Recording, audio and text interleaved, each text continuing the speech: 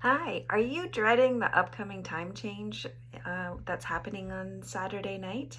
If so, please listen to my top five sleep tips around a time change. I'm Joelle Hill with Hill Family Sleep Solutions, and I'm here joining you for my weekly live to talk about all things sleep. So first of all, if you have an early riser, time change is on your side because that means they're going to be sleeping in a little bit more. So cheers to that. If you have a child who's an early riser, this will be on your side. Um, for those who are a little bit more sensitive of a sleeper, so the first tip I have is to keep everything predictable.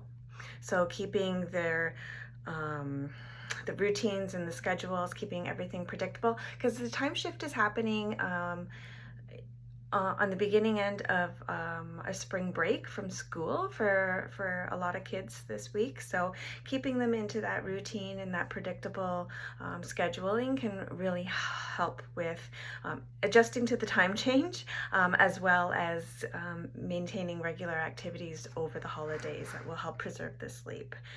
The second tip I have is to get some daylight right off the get-go in the morning. So if you're waking up, either going to opening the curtains, going to a window, getting outside would be the best to help kind of set that circadian rhythm to the new time change.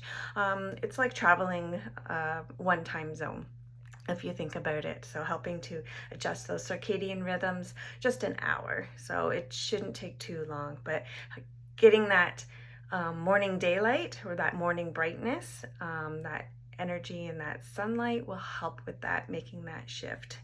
On the other side of that, when they sleep, tip number 3 is to have a dark bedroom. Time changes in the spring and the fall are a nice time to kind of go into your child's room and evaluate. Is there light seeping in somewhere around the edges of the curtains? Do you need to put something up under the flap of the door so the light from the outside? So going into your child's room, shutting off the lights, and kind of taking an exploration of what that looks like. Especially as our days will be getting longer and nighttime, the sun will still be up at bedtime. So it's a good time to think about if you need investment in new or better blackout curtains or other things that are to make sure that you've got a dark, cool bedroom for your sleep. Tip number 4. So thinking about, don't change the clocks on Saturday night. So wait until Sunday till you're waiting till you're about to do something to kind of shift the clocks forward, so your body's thinking about it in the new time and you're waking up to your normal time and activities. So with that, don't plan an early morning play date or scheduled activity. If you can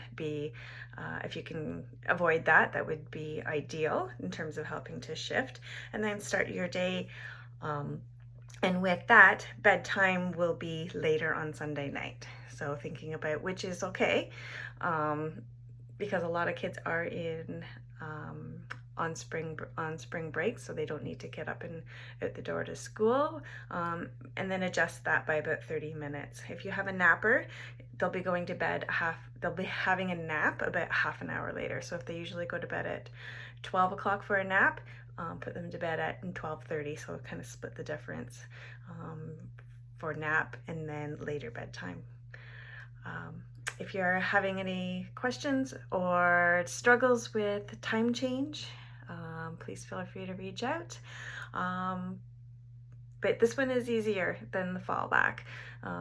So hopefully it's goes smoothly for you, and let me know if you did if the tips helped you at all, or if you did anything to prepare for the time change. I'd love to hear from you. See you next week.